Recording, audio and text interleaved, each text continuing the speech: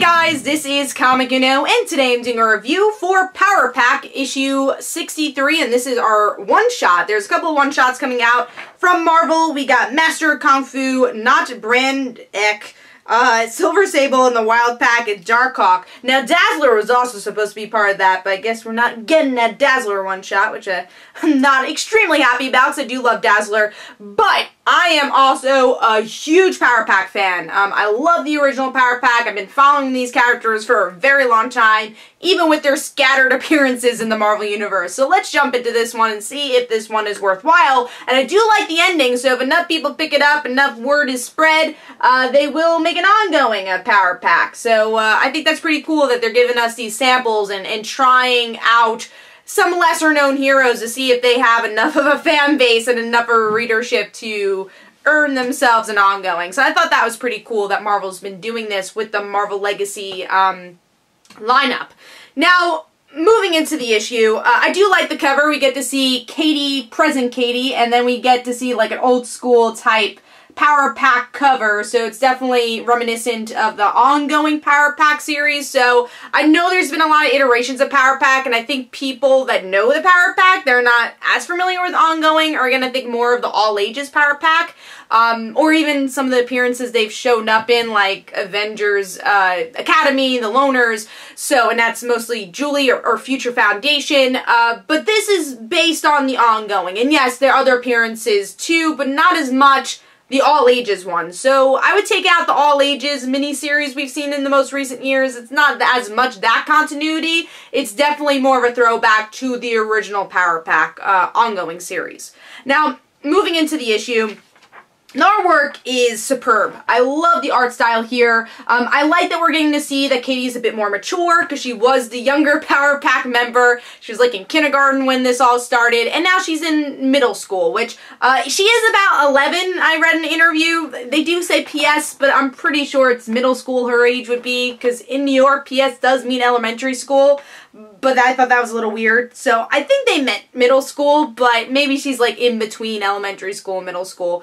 But she's around that age. She's 11. And now she's in English class. She's not doing very well. And her teacher calls her and says, hey, the story's kind of confusing what you wrote. I will say, for a middle schooler, though, she wrote a pretty good story. But I do like the structure of what our writer does here, where she uses the structure of Katie's storyline to do a throwback story of an old Power Pack ongoing story about the Boogeyman, and show the relationships the Power Pack team had with each other. So it's Katie reminiscing about those times and missing those times, missing her brother really, because her brother is the prime character in this flashback where he's being controlled by the Boogeyman, and that's the relationship that Katie misses, because Alex has been off with the Future Foundation and not even on Earth. At least she's been able to see her sister in college. That's one of the last times we saw Power Pack was in the Civil War II one-shot. And we saw them hanging out in Julie's college. I have a feeling we will see Julie Power next week in Runaways issue 3.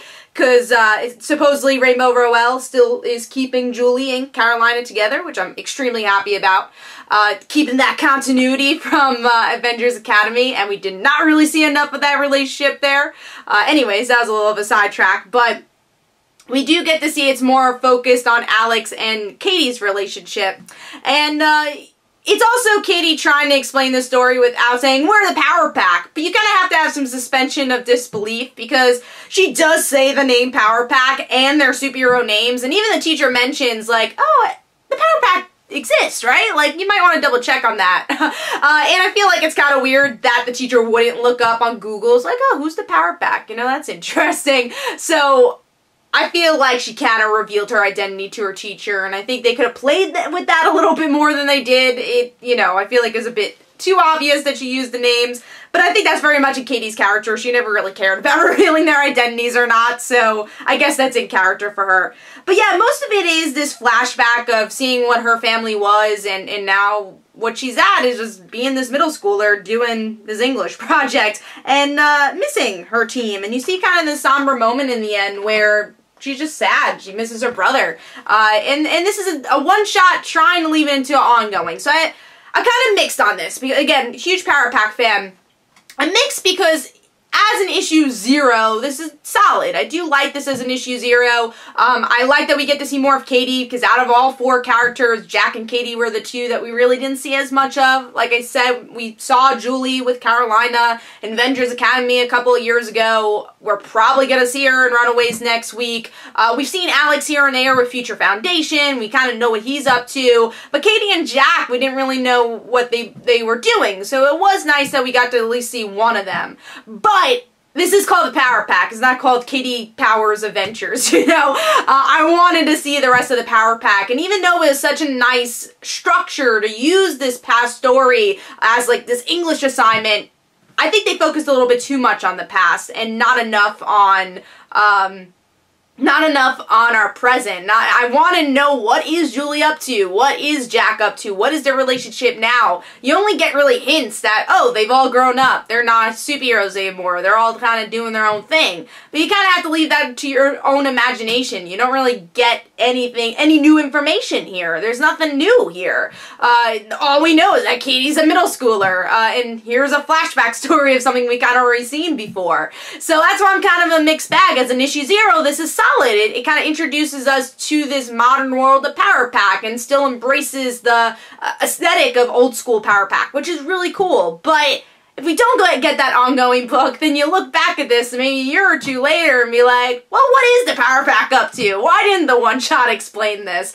So that's the disappointing part, is that we don't know if we're going to get an ongoing. This is more of a test run more than anything. So, but I did really like the artwork. I love the aesthetic. I did like even with Julie, like we get to see her old school you know, rainbow tail, like usually in like the all ages book and what we saw in Avengers Academy, they showed her legs. So it's kind of cool that we got to see that old school aesthetic. It's just their powers looked like the one from the ongoing more, where over the years they kind of changed that.